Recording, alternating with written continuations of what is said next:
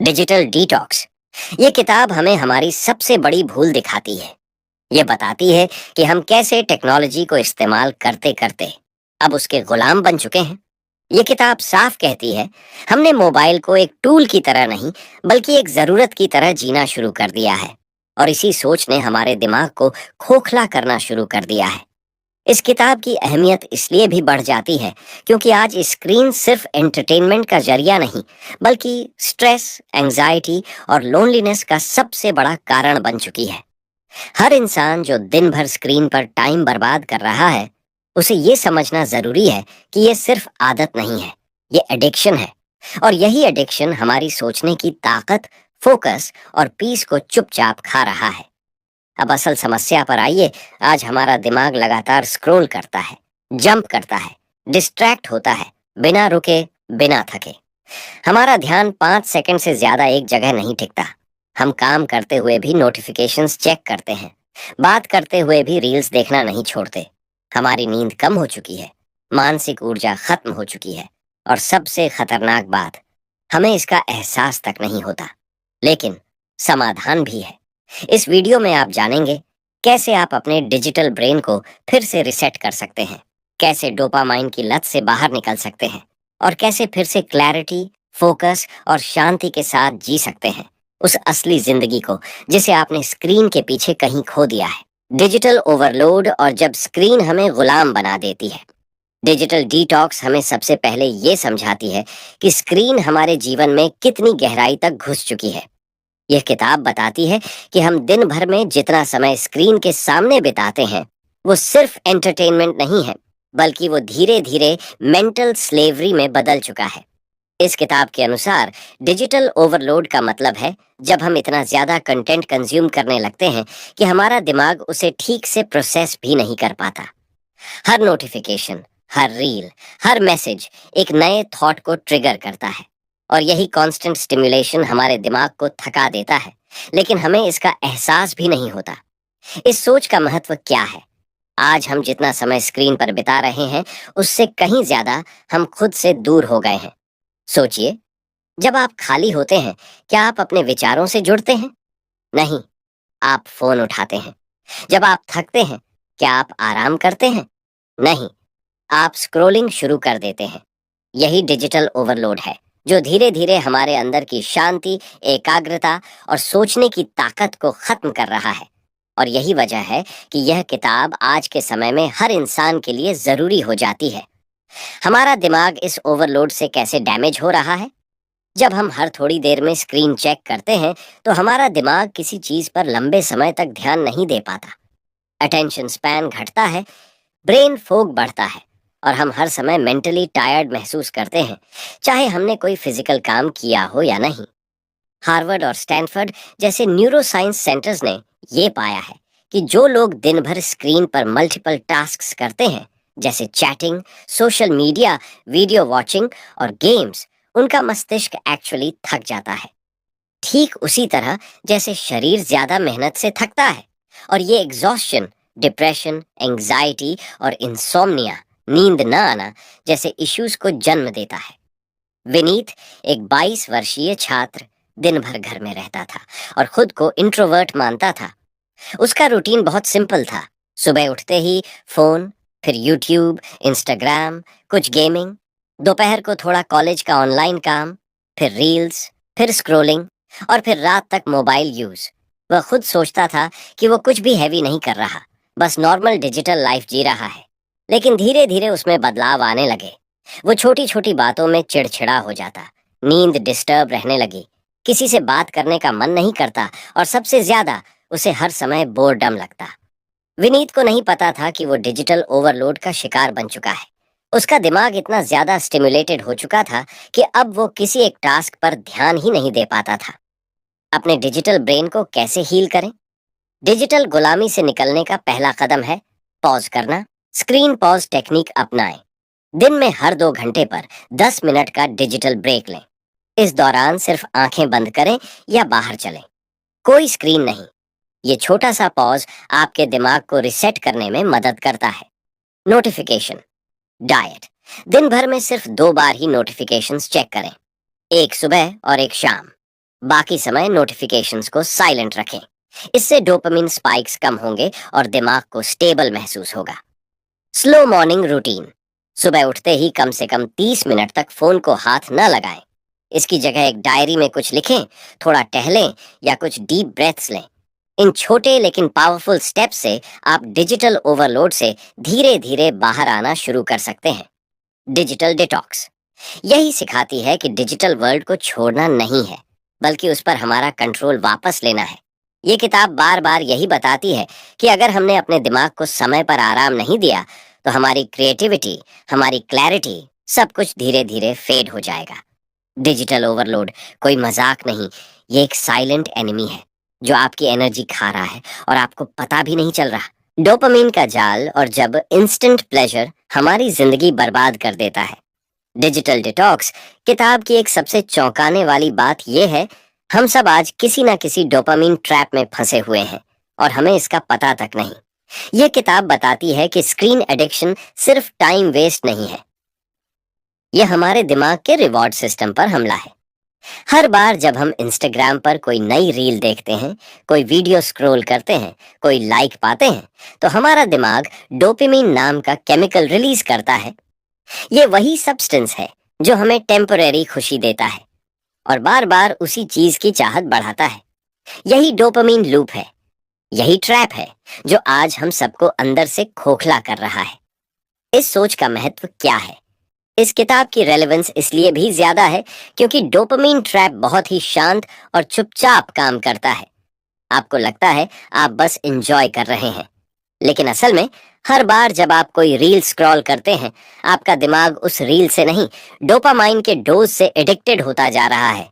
Digital detox बताती है कि अगर डोपामाइन का बैलेंस बिगड़ गया तो आप उन चीजों में भी खुशी महसूस नहीं कर पाएंगे जो पहले आपको जेन्युइनली खुशी देती थी, जैसे किताब पढ़ना, लोगों से मिलना, कोई नया स्किल सीखना।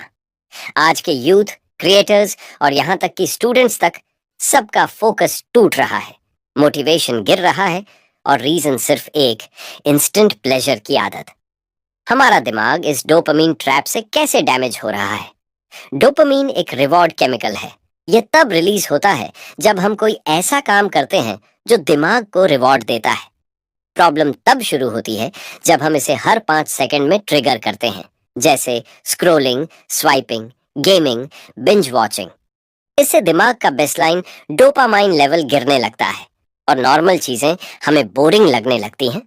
अब किताब पढ़ना, बैठकर सोचते रहना या किसी गोल पर काम करना बहुत भारी लगने लगता है क्योंकि वहां इंस्टेंट रिवॉर्ड नहीं मिलता। रिजल्ट? फोकस कमजोर, मोटिवेशन खत्म और हर समय डिस्ट्रैक्शन की क्रेविंग। न्यूरोसाइंस कहता है जब दिमाग को बार बार डोपामिन स्पाइक्स मिलते हैं तो वो अपनी नेचुरल सेंसिटिविटी खो देता है और यही बात हमारी पूरी जिंदगी की क्वालिटी को गिरा देती है। शिवांश 19 साल का स्टूडेंट था जो कम्पिटिटिव एग्जाम्स की तैयारी कर रहा था। शुरुआत में वो सुबह 2 घंटे पढ़ाई करता, फिर ब्रेक लेता, फिर अगले सेशन में डीप फोकस करता। फिर धीरे धीरे उसने रील्स देखना शुरू किया। सोचा था बस थोड़ी देर के लिए, लेकिन वो थोड़ी देर अब दिन का एक बड़ा हिस्सा बन चुकी थी। हर बार पढ़ाई के बीच ब्रेक लेते हुए वो रील्स देखता, कुछ फनी, कुछ शॉकिंग, कुछ मोटिवेशनल, और फिर बैक टू बैक। धीरे धीरे उसे किताबें बोरिंग लगने लगीं। वो सोचता, यार मन ही नहीं लग रहा, और फिर स्क्रोलिंग शुरू हो जाती। अब उसे पढ़ाई हैवी लगती थी क्योंकि दिमाग अब हर सेकंड डोपामिन मांग रहा था। शिवांश को नहीं पता था कि उसने अपने रिवॉर्ड सिस्टम को आर्टिफिशियली हाईजैक कर दिया था और अब उसका दिमाग रियल एफर्ट से रिवॉर्ड नहीं ले पा रहा था। इस डोपामिन ट्रैप से बाहर कैसे निकलें? इंस्टेंट प्लेजर को डिले करना ही रियल पावर है। डोपामिन फास्ट का अभ्यास करें। हफ्ते में 1 दिन या शुरू में 4 घंटे भी कोई फोन, स्क्रीन, यूट्यूब, रील्स नहीं, सिर्फ नेचर, डायरी राइटिंग या रियल टास्क्स पर फोकस करें। छोटी डोपामिन की जगह लंबे समय तक टिकने वाले रिवॉर्ड्स को अपनाएं। हर बार स्क्रोलिंग का मन करे, उसकी जगह डीप ब्रीथिंग या 10 मिनट पढ़ाई करें। शुरू में मन नहीं लगेगा, लेकिन कुछ दिन बाद दिमाग रीसेट होने लगेगा। Track your triggers. कौन से मोमेंट में आप स्क्रोलिंग शुरू करते हैं? बोर होने पर, एंजाइटी में, उसे नोट करें और अगले बार उस गैप को किसी हेल्थी हैबिट से भरें। डिजिटल डिटॉक्स यही सिखाती है कि डोपामीन को मारना नहीं है, बल्कि उसे सही जगह लगाना है। इस किताब का संदेश साफ है, डोपामाइन खुद बुरा नहीं है, लेकिन जब हम उसे सिर्फ डिजिटल वर्ल्ड से लेने लगते हैं तो हमारा दिमाग बैलेंस खो देता है। डिजिटल डिटॉक्स बार बार यही सिखाती है कि जो चीजें धीरे धीरे खुशी देती हैं, जैसे लर्निंग, क्रिएटिविटी, डिसिप्लिन, वही हमें लॉन्ग टर्म सेटिस्फैक्शन देती हैं। इंस्टेंट प्लेजर की लत आपको कभी भी अंदर से स्ट्रांग नहीं बना सकती, लेकिन सेल्फ कंट्रोल की ताकत आपकी पूरी जिंदगी बदल सकती है। सोशल कंपैरिजन और जब ऑनलाइन लाइफ हमारी सेल्फ वर्थ खत्म कर देती है। डिजिटल डिटॉक्स किताब का एक गहरा संदेश है कि सोशल मीडिया ने हमारे रिश्तों को नहीं, बल्कि हमारी सेल्फ वर्थ को सबसे ज्यादा नुकसान पहुंचाया है। इस किताब में साफ बताया गया है कि कैसे हम रोज ऑनलाइन रहते हुए दूसरों की जिंदगी से अपनी तुलना करके खुद को छोटा, असफल और अधूरा समझने लगते हैं। इंस्टाग्राम, फेसबुक, यूट्यूब, लिंक्डइन, हर प्लेटफॉर्म हमें एक ऐसी दुनिया दिखाता है जहां सबके पास लग्जरी है, सक्सेस है, हैप्पीनेस है, सिवाय हमारे। डिजिटल डिटॉक्स हमें यह समझाती है कि ऑनलाइन दिखने वाली जिंदगी असली जिंदगी नहीं होती, लेकिन बार बार कंपैरिजन के कारण हमारा दिमाग यही मानने लगता है कि हम दूसरों से पीछे हैं, कमजोर हैं और शायद कभी सफल नहीं होंगे। इस सोच का महत्व क्या है? क्योंकि आज का यूथ खुद को स्क्रीन्स के आईने में देख रहा है, ना कि असली आईने में। हम दूसरों की लाइफ की बेस्ट मोमेंट्स देख रहे हैं और उसे अपनी नॉर्मल लाइफ से कंपेयर कर रहे हैं। ये कंपैरिजन हमारी सेल्फ एस्टीम को मार रहा है और कॉन्फिडेंस को अंदर से तोड़ रहा है। डिजिटल डिटॉक्स यही सिखाती है कि सोशल मीडिया पर जो दिखता है वो एक केयरफुली क्राफ्टेड इल्यूजन है। हम किसी की पूरी कहानी नहीं जानते, लेकिन उसके 10 सेकंड के रील से अपनी वैल्यू को जज कर बैठते हैं। यही मानसिक जहर सबसे खतरनाक है, क्योंकि ये बिना शोर के चुपचाप हमारी आइडेंटिटी को तोड़ देता है। कैसे यह कंपैरिजन हमारे दिमाग को नुकसान पहुंचाता है? हर बार जब हम कोई रील या पोस्ट देखते हैं, किसी की सुखदाई, किसी का वेकेशन, किसी की फिटनेस बॉडी, तो हमारा दिमाग एक इनविजिबल कंपैरिजन शुरू कर देता है। डोपामाइन रिलीज होता है, लेकिन साथ में इनसिक्योरिटी भी, और यही पैटर्न रिपीट होता है बार बार। न्यूरोसाइंस रिसर्च कहती है सोशल कंपैरिजन सीधे तौर पर एंजाइटी, जेलसी और लो सेल्फ वर्थ को जन्म देता है। यह सिर्फ थॉट का खेल नहीं, यह एक OMO बायोलॉजिकल रिस्पॉन्स है। जिन लोगों की स्क्रीन टाइम ज्यादा होती है, उनमें डिप्रेशन और सेल्फ हेट के चांसेस बहुत अधिक होते हैं, क्योंकि वे बार बार खुद को दूसरों की परफेक्ट इमेज से कंपेयर करते हैं। आरव 21 साल का फैशन डिजाइन स्टूडेंट था, बहुत पैशनेट, हार्ड वर्किंग, लेकिन एक दिन उसकी सोच धीरे धीरे बदलने लगी। वो सोशल मीडिया पर अपने फील्ड के दूसरे डिजाइनर्स की रील्स देखता, उनकी लग्जर लाइफस्टाइल, कोलैबोरेशन, इवेंट्स, और कंपेयर करने लगता, मैं अभी कहाँ हूँ, मुझसे अच्छा तो वो है। धीरे धीरे उसने अपनी क्रिएटिविटी पर डाउट करना शुरू कर दिया। जो आइडियाज पहले उसे यूनिक लगते थे, अब बेकार लगने लगे। उसे लगने लगा कि वो पीछे छूट गया है और शायद कभी सक्सेस नहीं पा सकेगा। असल में आरव की मेहनत भी कम नहीं थी, लेकिन उसे अपनी जर्नी की वैल्यू दिखाई नहीं दे रही थी, क्योंकि उसने अपनी आंखें सिर्फ दूसरों की शाइनी जिंदगी पर टिका दी थीं। उसे नहीं पता था कि वो सोशल कंपैरिजन के जाल में फंस चुका है। सेल्फ वर्थ बचाने का तरीका क्या है? अपने आप को दूसरों से नहीं, अपने पुराने वर्जन से कंपेयर करें। Daily gratitude practice. हर रात सोने से पहले एक डायरी में 3 चीजें लिखें जिनके लिए आप थैंकफुल हैं, अपने बारे में, अपनी लाइफ के बारे में। इससे आपका ध्यान अंदर की रिचनेस पर जाएगा, बाहर की नहीं। कंटेंट फिल्टर करें। ऐसे लोगों को अनफॉलो करें जिनकी पोस्ट देखकर आपको खुद से नफरत होने लगे। सिर्फ उन्हीं पेजेस को फॉलो करें जो इंस्पिरेशन और पॉजिटिविटी देते हैं, कंपैरिजन नहीं। Compare your growth. 6 महीने पहले के खुद को याद करें। क्या आज आप थोड़ा भी बेटर हैं? अगर हाँ, तो आप जीत रहे हैं। डिजिटल डिटॉक्स यही सिखाती है कि सेल्फ वर्थ बाहर से नहीं आती, वो अंदर से बनती है, अपने संघर्ष, कंसिस्टेंसी और आत्मसम्मान से। इस किताब का स्पष्ट संदेश है, दूसरों की जिंदगी को देखने से पहले अपनी जिंदगी को महसूस करना सीखो। अगर हम हर समय ऑनलाइन दूसरों को देखते रहेंगे तो हम खुद को कभी पूरी तरह देख ही नहीं पाएंगे। सोशल कंपैरिजन हमें वो नहीं बनाता जो हम बनना चाहते हैं, बल्कि हमें खुद से दूर करता चला जाता है। डिजिटल डिटॉक्स यही समझाने आई है कि कंपैरिजन छोड़िए और कनेक्शन शुरू कीजिए खुद से। डिजिटल बर्नआउट और जब ज्यादा स्क्रीन प्रोडक्टिविटी को खत्म कर देती है। डिजिटल डिटॉक्स किताब हमें एक ऐसा सच दिखाती है जिसे हम महसूस तो करते हैं पर मानना नहीं चाहते। यह किताब बताती है कि स्क्रीन हमारे काम का हिस्सा बन चुकी है, लेकिन जब यही स्क्रीन हर वक्त एक्टिव रहती है तो वह काम के दुश्मन में बदल जाती है। डिजिटल डिटॉक्स में इसे कहते हैं बर्नआउट थ्रू ओवर स्टिमुलेशन। जब दिमाग को इतना ज्यादा इनपुट मिलता है कि वो आउटपुट देना बंद कर देता है। जब हम हर वक्त ऑनलाइन होते हैं तो हम फिजिकली काम कर रहे होते हैं, लेकिन दिमाग अंदर से थका हुआ होता है और यह थकावट हमारी क्रिएटिविटी, फोकस और डिसिप्लिन सब कुछ खत्म कर देती है। इस सोच का महत्व क्या है? क्योंकि आज का हर युवा खुद को बिजी समझता है, लेकिन असल में वो बिजी नहीं, डिजिटली एग्जॉस्टेड है। आपने गौर किया होगा, कई बार हम दिन भर कुछ ना कुछ करते रहते हैं, लेकिन फिर भी दिन के अंत में लगता है कि आज कुछ खास नहीं किया। ऐसा क्यों? क्योंकि दिमाग ने दिन भर कॉन्टेक्स्ट स्विचिटाई किया। एक बार व्हाट्सएप, फिर यूट्यूब, फिर थोड़ा सा काम, फिर इंस्टाग्राम, फिर म्यूजिक, फिर रील्स। डिजिटल डिटॉक्स बताती है कि ऐसा मल्टीटास्किंग वाला दिन सबसे खतरनाक होता है, क्योंकि ये प्रोडक्टिविटी का इल्यूजन देता है और बर्नआउट की हकीकत छोड़ जाता है। डिजिटल बर्नआउट से दिमाग को हो रहा नुकसान, जब हम बार बार स्क्रीन से इंटरेक्ट करते हैं तो दिमाग की एनर्जी स्प्लिट होती है।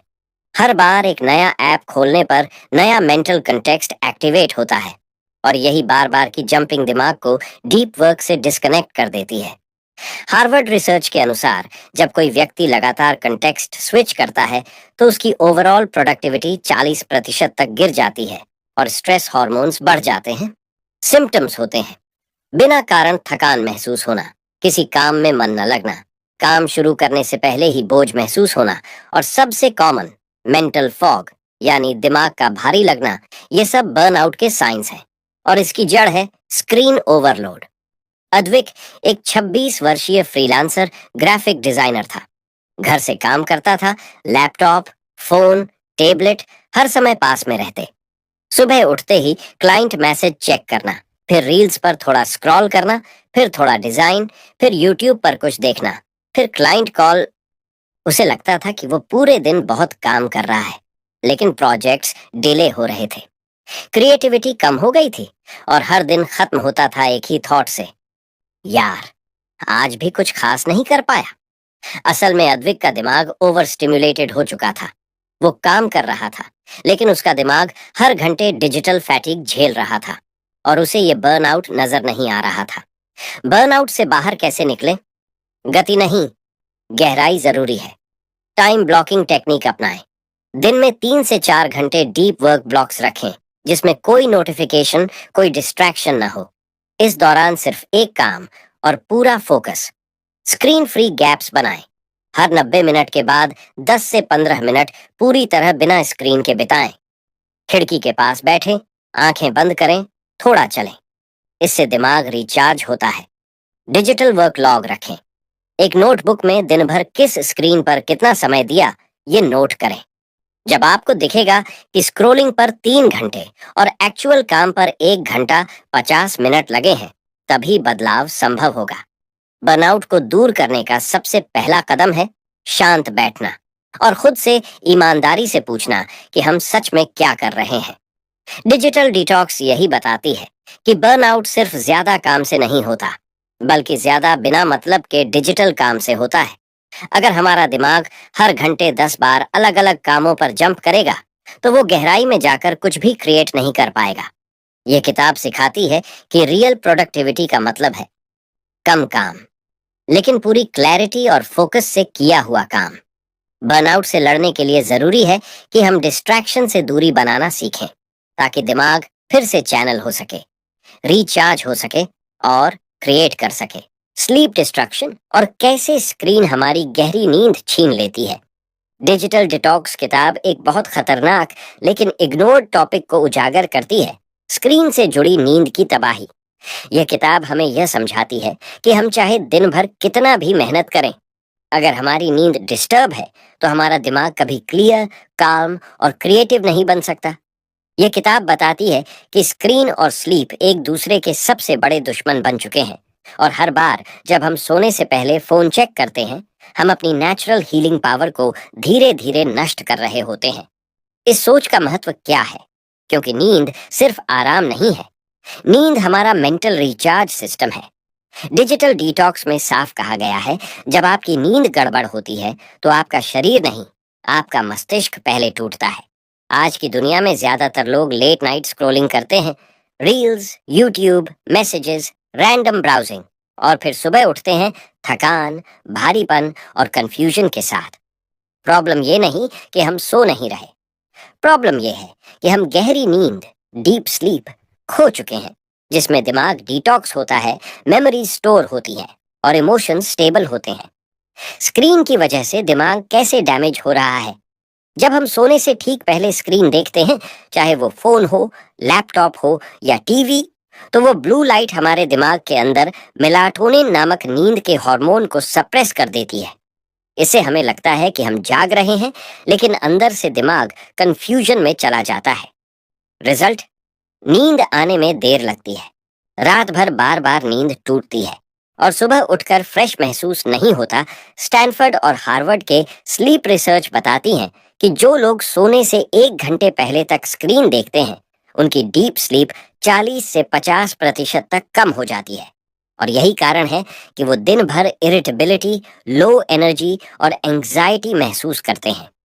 प्रियांशु 24 साल का एक कोडिंग स्टूडेंट था। रोज रात 11 बजे तक पढ़ाई करता, लेकिन पढ़ाई खत्म होने के बाद वो सोचता था कि थोड़ा स्क्रॉल कर लूं, दिमाग हल्का हो जाएगा। फिर शुरू होती 30 मिनट की इंस्टाग्राम, फिर 1 से 2 यूट्यूब वीडियोस, फिर थोड़ा व्हाट्सएप चेक करना, और कब 1 बजे गए उसे खुद पता नहीं चलता। सुबह उठता तो नींद पूरी नहीं होती, सिर भारी लगता, फोकस टूटता और कोडिंग में एरर्स बढ़ने लगती।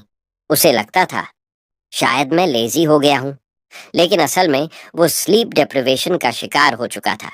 दिमाग में क्लैरिटी नहीं थी, क्योंकि उसे प्रॉपर डीप स्लीप ही नहीं मिल रही थी। गहरी नींद वापस कैसे पाएं?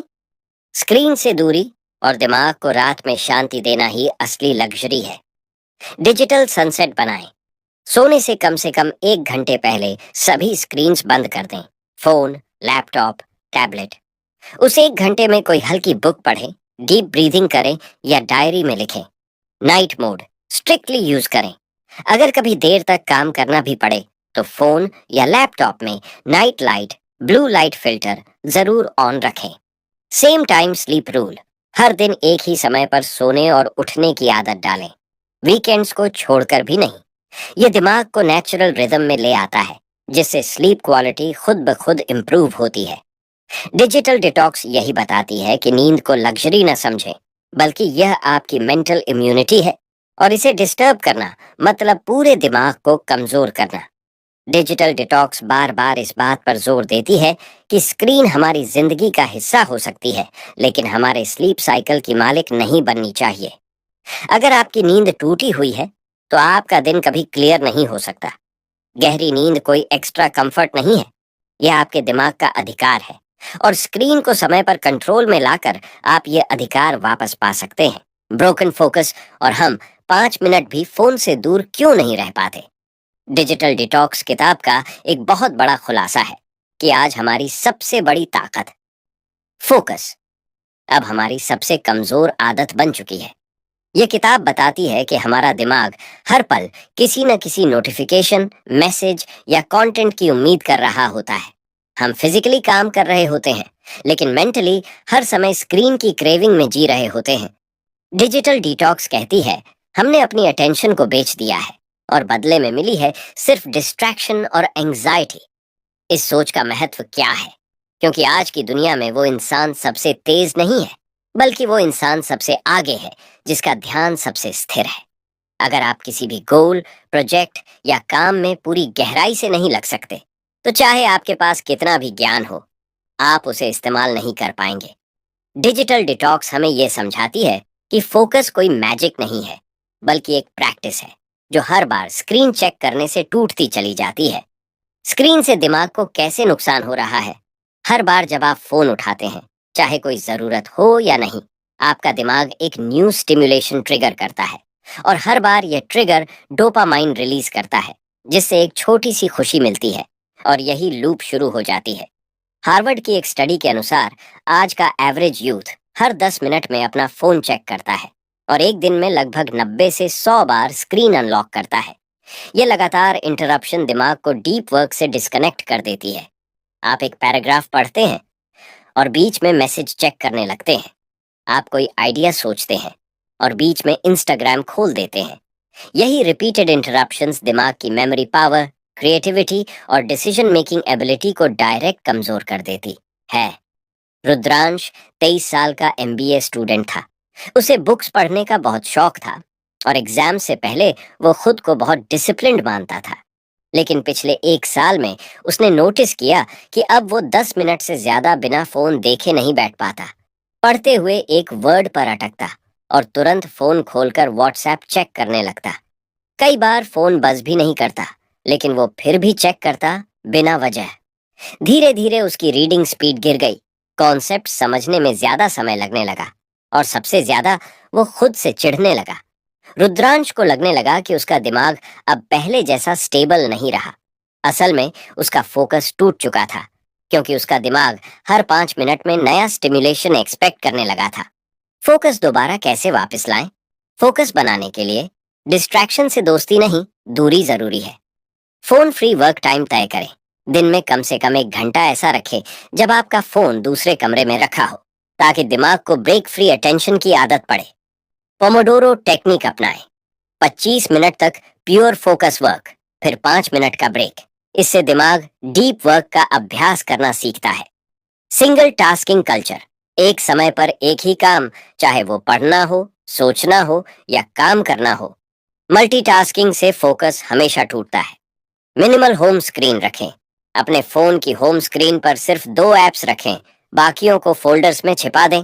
इससे बार बार स्क्रॉलिंग की आदत कम होती है। डिजिटल डिटॉक्स यही कहती है कि फोकस कोई गिफ्ट नहीं है, ये एक स्किल है, और उसे बचाने के लिए बाउंड्रीज जरूरी हैं। इस किताब का मुख्य संदेश है, अगर आपने अपना फोकस खो दिया, तो आपने अपना सबसे कीमती हथियार खो दिया। स्क्रीन आपको इंफॉर्मेशन दे सकती है, लेकिन विजडम और क्लैरिटी तभी आती है जब आप एक जगह टिक कर सोच सकें। डिजिटल डिटॉक्स यही सिखाती है कि 5 मिनट फोन से दूर न रह पाना कोई मजाक नहीं। ये एक वार्निंग है कि दिमाग अब आपके कंट्रोल में नहीं रहा, लेकिन अगर आप चाहें तो फिर से कंट्रोल ले सकते हैं, एक बार में एक इंटरप्शन कम करके। द हीलिंग ब्रेन, और कैसे डिजिटल दुनिया से टूटे हुए दिमाग को दोबारा ठीक करें। डिजिटल डिटॉक्स किताब के अनुसार हमारा दिमाग कोई मशीन नहीं है। यह एक जीवित और अडेप्टेबल सिस्टम है जो टूट सकता है, लेकिन सही कंडीशंस में फिर से हील भी कर सकता है। यह किताब हमें यह सिखाती है कि भले ही हमने सालों तक डिजिटल वर्ल्ड में उलझकर अपने ब्रेन को डैमेज किया हो, लेकिन अगर हम सच में चाहें तो हम अपने माइंड को दोबारा शार्प, काम और क्रिएटिव बना सकते हैं। किताब कहती है हीलिंग पॉसिबल है, लेकिन उसके लिए पहले हमें रुकना सीखना होगा। इस सोच का महत्व क्या है? क्योंकि आज बहुत से लोग बिलीव कर चुके हैं कि अब कुछ नहीं हो सकता, दिमाग खराब हो गया है। लेकिन यह किताब इन्हें एक नई उम्मीद देती है कि हमारा दिमाग न्यूरोप्लास्टिक होता है, यानी वो खुद को दोबारा शेप कर सकता है, फिर से सीख सकता है, फिर से बैलेंस पा सकता है, अगर हम उसे सही फ्यूल और सही स्पेस दें।